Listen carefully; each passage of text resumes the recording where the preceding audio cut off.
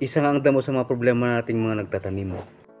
Kapag pinabayaan natin yan sa ating taniman, pwedeng pagbahayan yan ng mga insekto. At mahihirapang lumaki yung mga tanim nating halaman. Dahil makikipagkaroon ang damo sa sustansyang kinakain ng ating halaman. Kaya huwag nating pabayaan na magkaroon ng damo yung mga tanim nating gulay. Para naman mapakinabangan natin yung damo, gawin na natin magandang klaseng pataba. Yan namang damo, pag binunot natin at nilagay natin sa lupa, mabubulok yan, magiging pataba na. Pero ang gagawin natin, ipaprocess natin para lalong maging magandang pataba. Ang unang gagawin natin, ipunin natin sa natin papakain sa rabbit. Pero kung meron kayong kambing, pwede rin naman, o kaya baka o kalabaw, pati rin yung kabayo. Ngayon naipon na natin, ipakain naman natin yun sa rabbit. Kapag itong mga damo nakain ng rabbit, idudumi niya yan. Lahat ng damo sa garden natin, ipakain na natin sa rabbit. Pagkaroon lang ng ilang araw, ito na yung mga damo na dumi ng rabbit. Yang kunin na natin silang lahat.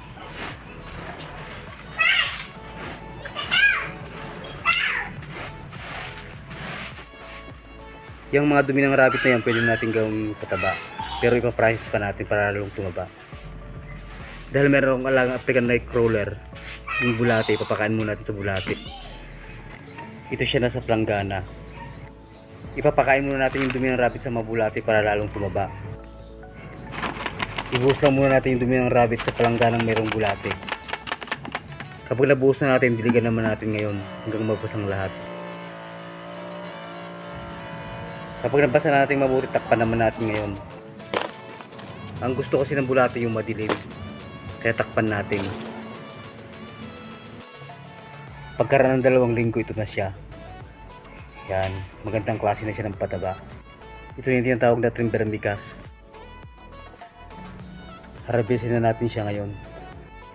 Kahit kamayin natin siya, hindi na siya mabaho, parang lupa lang siya.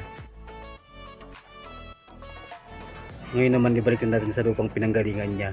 Kung dati perwisyo siyang damo, ngayon matabang lupa na siya. Dito na nagtapos yung video natin, pero bago ko lubusang tapusin, kung baguhan ko pa lang sa ating channel, sana huwag mo kalimutan tayo ng pindutin subscribe button at notification bell para lagi updated sa mga susunod ko pang video. Maraming salamat sa panonood at pagpalain kayo ng Panginoon.